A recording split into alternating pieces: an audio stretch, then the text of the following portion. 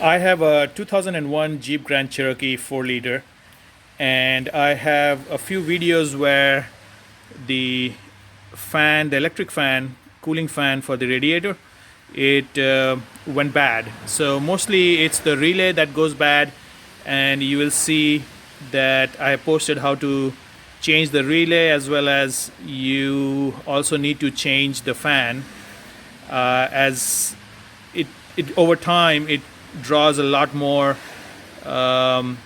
amperage than what it should be, and it kind of burns the relay. So I had changed the relay in 2017. Now it's November 2019. So in 2.5 years, that relay went bad. And instead of changing the relay, I decided to put a mechanical fan with a clutch. And I'll show you in this video how I did it. And these are the two parts you need. One is the clutch. So this is a clutch I bought from Amazon for $33 plus taxes, so $35. And this is the fan. Since mine didn't have a fan, if you already have a fan, you probably don't have to worry about it. This is a fan which I got on eBay for $31, $32. Again, it's within reasonable. So the total for the fan and the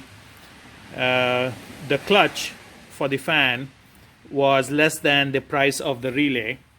And with the fan, it doesn't come with the bolts, but it does come with some washers. So these are good. But I went to the local hardware store and got the specific washers. It's also specified in the little instructions that came with the clutch. So these bolts are 5x16 bolts, and the thread is 18. So 5x16, usually they come with the 18 thread, and this one is half an inch, but 5x8 is the specification. So these are small bolts.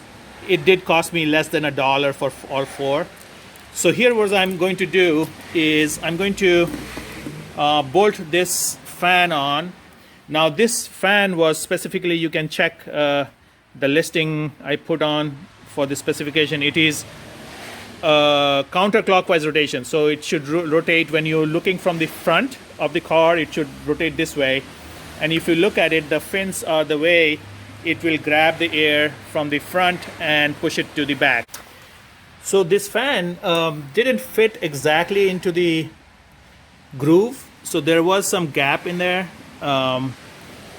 And what I did was I put it on the ground, just make sure that it's not going to hurt the thermocouple here, or the filament that releases the liquid into the clutch. So, and then I used a little bit of wood and I just tapped lightly on it, and it did seat the fan into the clutch. Now I'm going to put the bolts in, and just make sure that the fan is seated all the way into where the bolts are going to be. So if it's not, it will be wobbling.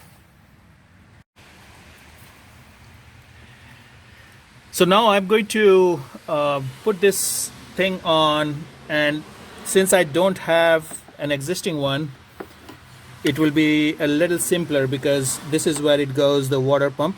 So you're looking from the front, and right in front of your other electric fan, and there is a cap right there. So I'm going to remove that cap, and it should come off with a screwdriver like this.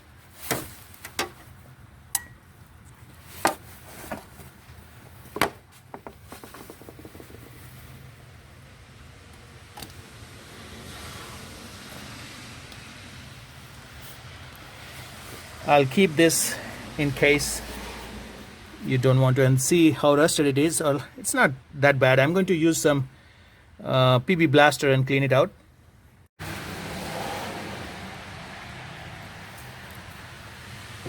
I'm going to spray some PB Blaster, if you're not familiar with it, this is very good for rust removal. If you don't have WD-40, it would be fine too. So I'm going to just put some in there and just wipe it. The clearance is a little less, but it will prevent further rusting.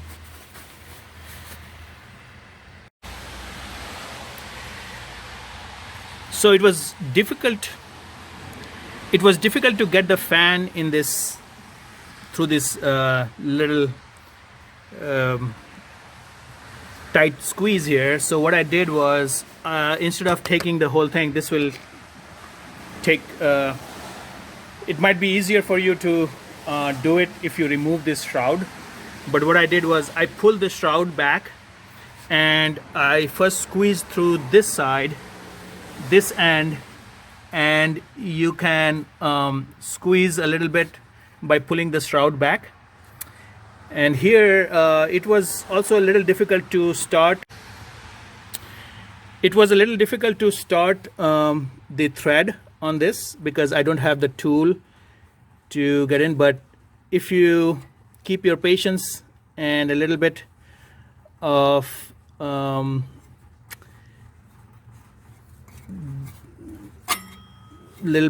getting to the thread, here I have got it.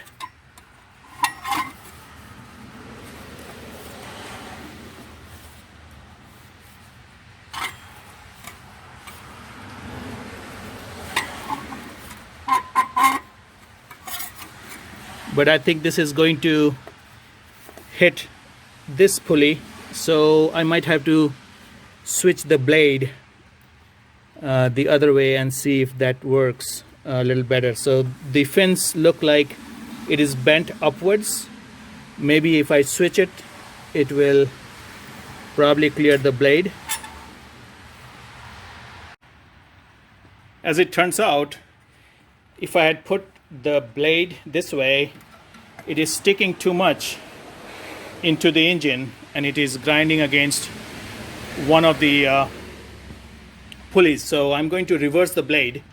So I'm going to remove these bolts and flip the blade upside down.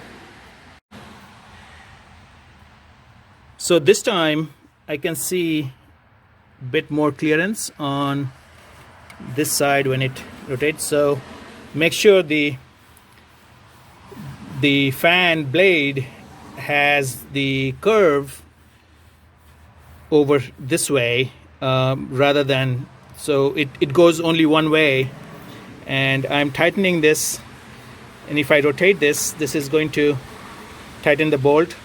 If you have a tool for that, I might tighten it at the end, but over time, as the engine goes rotates, this will tighten it more because it will rotate the other way. So you can see that it does have a little bit of clearance right here. So there is some clearance. So the fan blade needs to go only one way, and it does fit fine. I'll tighten this with a wrench and give it a test. So I put a wrench in here, and as I grab it, you won't be able to push it too far because the engine is going to block it. Though you can see the engine is moving right a little bit. So this is as tight as it can get with the hand tightening, and I will start the engine and see.